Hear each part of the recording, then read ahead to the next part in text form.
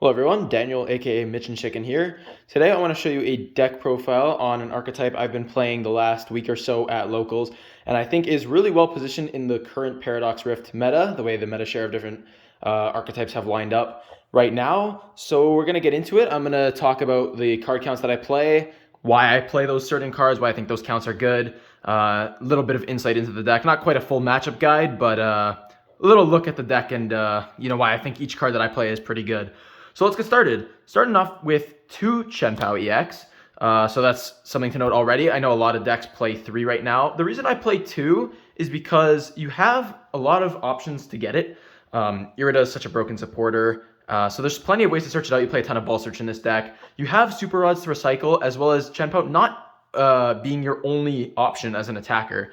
You have things like Radiant Greninja, Iron Hands. You can even use Baxcalibur when necessary if the prize trade works out well and you're comfortable being able to reestablish another Baxcalibur. We have Heavy Ball if there happens to be one prize, and like I said, alternate attackers, even if like both are prize and we can't find Heavy Ball, some crazy scenario, we can still play no problem. So those are like, just kind of the downside, the wariness of it. But there's actually positives to playing it too. Not only is it like not a problem, but I think it's actually a good thing to be only playing 2. And the main reason for that is it reduces the likelihood of you starting a 2-prizer and helps your prize trade against really aggro decks that can attack turn 1, like Miraidon and Roaring Moon. You don't want to be starting things like Chien Pao, since you want to be going first and you can't attack turn 1 going second anyways. And if you start a Chien Pao EX and they knock it out on their turn 1, sometimes you can just lose the game off prize trade from them taking that easy 2-prizer. But if you start a 1-prizer and they just take 1 prize, you can then initiate the first 2 prizes and win the game like that. So I actually think 2 is an advantage as well. Another thing is it doesn't clog your hand too much because this deck wants to be full bench at all times. And then sometimes when you have too many like Nest Ball or VIP or other basic Pokemon that you can't play down, it clogs your hand and you're limited with the amount of cards you can draw from Bibarel. So a lot of reasons that I actually think 2 Chien Pao EX is plenty in the deck. Next thing is the Frigibax and Baxcalibur. This is sort of the lifeline of the deck. You definitely need to be establishing these guys immediately. Playing 2 60 HP with 1 retreat, and still playing the 1 70 HP. There's a new 70 HP now. This is slightly better than the old 70 HP one because it has the 1 energy collect attack that lets you draw a card. So slightly better attack in the case that you're going second or you're just kind of stuck. It lets you help set up a little bit better. And we still want to play the 170 HP for various reasons. It's not super common anymore to see like Sableye really fast, but things like Valiant, Rapid Strike all exist. They're damage counter based decks and can either do things like clear 6 and 6 with Sableye, clear both our Friggies with the 12 damage counters, or do increments of 2 damage counter pings, and the 70 HP, even though it's only 10 HP more, can make plays a lot harder for them to be able to just wipe our board of Frigibaxes before we can evolve them into our lifeline of Baxcalibur and let us play the game. So the 170 HP option is really good. Then we've got 2 Baxcalibur. You only ever really need 1 in play. You just need a second Frigibax in play to reestablish a Baxcalibur in case it's ever knocked out. So 2 is good. Same sort of principle as Pao, where it can clog your hands.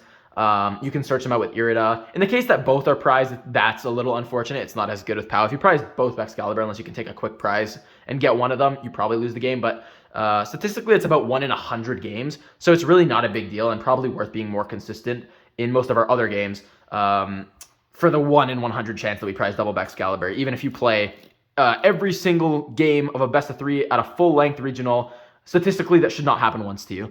So it's not really a big deal.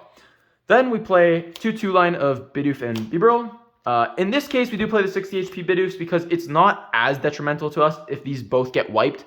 We can still play the game out of Bibarel, it's just not optimal. Whereas Frigibax, we can't. So we really need the 70 HP. But in Bidoof, we don't really want to stress about having like a 70 HP and a 60 HP. The retreat cost being 1 on the 60 HP Bidoofs tends to just be better.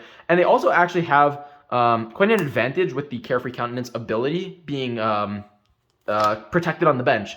So they can't be Greninja sniped if we don't have like our Manaphy out and the opponent plays snipe damage. So they're actually almost better protection on the bench than a 70 HP would provide.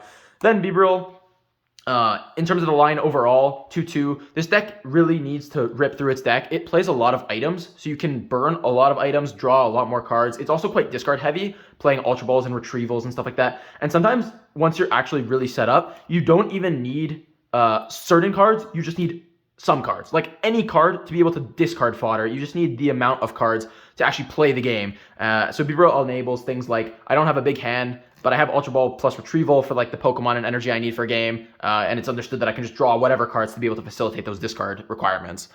Then Radiant Greninja, absolutely broken Pokemon, really great in water decks specifically, lets us set up, especially in turn 1, before we've established Beep-Rolls, it gives us onboard draw, get water energies in the discard, which is actually good to have in the discard sometimes because they're easy access with Retrieval once they're out onto the playing field.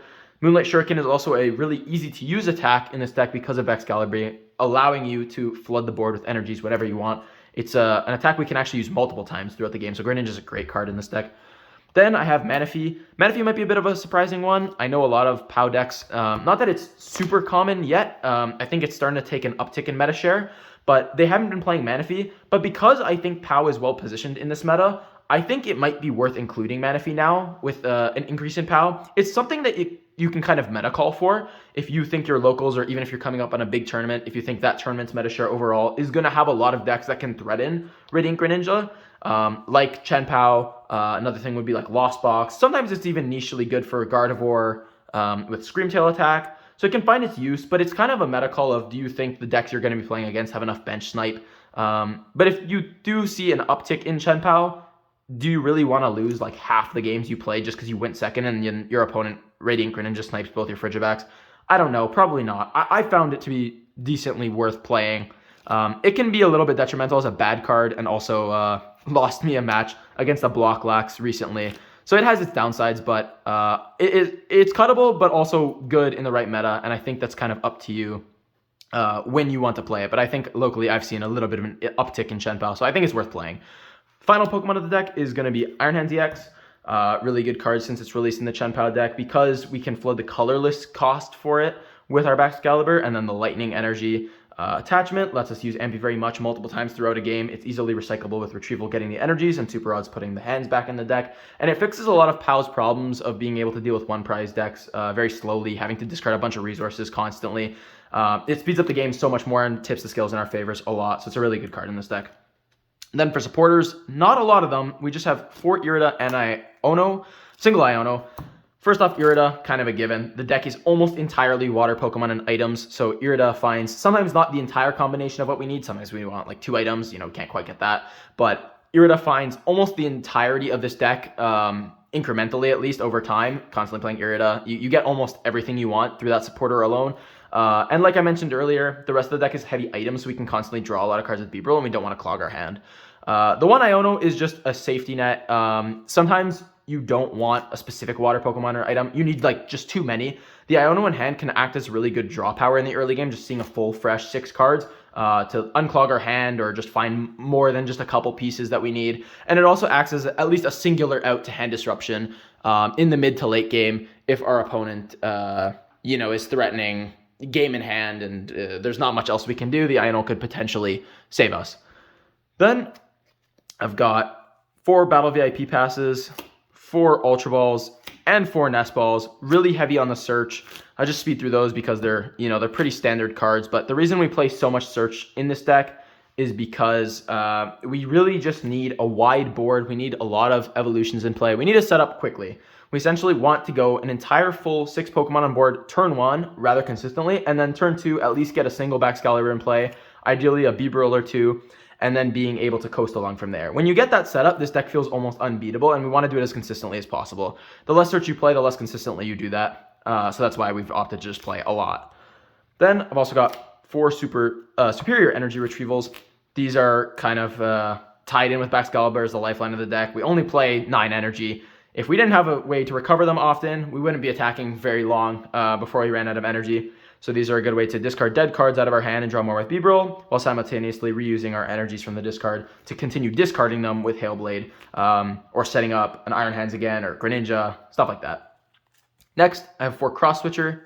Cross Switcher over Boss feel really good in this deck because, once again, there's Irida searchable, and we also play really thick amount of Pokestops in the deck, so there's a lot of item search in this kind of deck. Once again, same kind of thing. You don't want to clog your hand with supporters. With Beebrill, Cross Switches are like one of the few cards that actually do tend to clog your hand anyways sometimes. With Beebrill, sometimes you don't want to gust something and you've got like 2 or 3 in hand, but that's just kind of how the game is sometimes. But generally, they're really good because they allow you to gust up a Pokemon just with item search while simultaneously still being able to play a supporter. the optimal setup with this deck also tends to be something like Chien Pao attacking in the active, Radiant Greninja, double Baxcalibur line, double Bibro line, so there's no room for a backup attacker. And instead of sometimes having to need to waste an energy as a pivot, you can simply send up one of your support Pokemon, rebench an attacker, and then cross switcher, whatever you want to hunt down, and bring your attacker into the active. So those are really good. Then we've got 3 rare candies. Rare candy tends to be, at 3, a really safe amount, enough to just put Baxcalibur back in play the whole game, even if they get piked down a couple times. So 3 is just generally safe, and you've got 3 Frigibacks. It kind of lines up well. You only have 2 Baxcalibur, you can always rod those back in. It's also a decent amount to be able to find them rather consistently turn 2. So it is just a good number. I wouldn't mess with that too much. 2 Super Rod. They are mainly just to recycle the Pokemon we've used. It feels like a good amount. You tend to want to use one in the like mid-early game, and then in like the mid-late to full late, like final turn of the game, I find. It kind of just works out. You generally don't need more than 2 instances of recycling a Pokemon, because we've got multiples of most of the Pokemon. It's just if I want to reuse Greninja or Hands, things like that. Or if we, happen to prize a Chien Pao, then we'll have to put that other one we just lost back in immediately. But 2 tends to work out pretty well. Finally, for my one-of items, I've got Earthen Vessel, Heavy Ball, and Escape Rope. So Escape Rope might be a little less common, but I'll get to that in a second. First one is Earthen Vessel. Even though Chien Pao's ability lets us search out water energies rather consistently, I really like Earthen Vessel in the cases where you don't have an energy in hand to start the game, and sometimes you have a non-Chien Pao Pokemon stuck in the active that you can't retreat to then find more energy because you can't move it in the first place. So that's an issue. Another thing that it helps with sometimes is we don't have a lot of energies out, but now it's turn 2, we've established our Baxcalibur, we've put Chien Pao in the active, and Chien Pao just getting 2 energy isn't enough. So if we just attach retreat, go into Chien Pao, use ability plus Earthen Vessel, we've now got 4 energy for that turn, and that adds a lot of offense out the gate before we've gotten enough energy out of our deck. And then the final option is that we only play 1 lightning energy in this deck, and that one is not searchable by Chien Pao. So it gives us an out through Irida, which then makes the lightning energy so much more accessible, because now from being a singular card that we have to draw into, we now have lightning energy plus Vessel that is Vessel searchable by another 4 cards, and there's so many more outs to that lightning energy now, so it's much easier to access. Then I've got the Heavy Ball. There are quite a few crucial Pokemon that are one-ofs in this deck, the Hands, Manaphy, and Ninja. Particularly Ninja is really crucial to this deck, especially in the early game to draw. You really don't want to prize it. And then once again, it helps support the fact that we only play 2 Chien Pao. It kind of sustains that if I prize one, it's not the end of the world. I can still get it out, since we don't really want to be playing with like 1 Pao the entire game.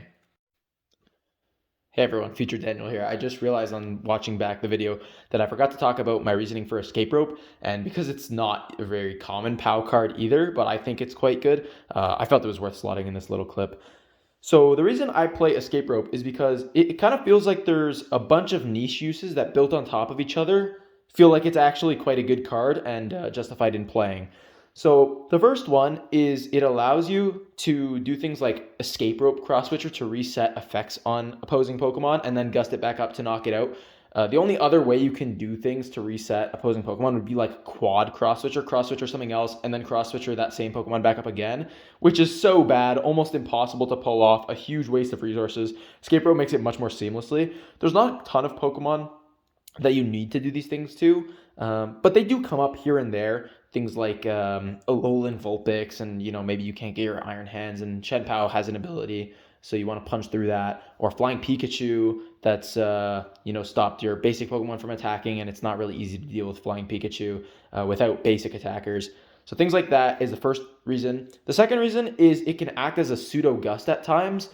Instead of having to play a whole set of cross switchers, which are pretty limited, you only have 2 direct gusting effects in double cross switcher. And if you've discarded one early, you only have a single use of cross switchers the entire game. Escape Rope can do things like a pseudo gust where I don't really want to knock out the active, but anything on the bench is pretty suitable for me. And it's much easier to pull off as well as a single item rather than a pair of 2 items. So it can be really good in that sense.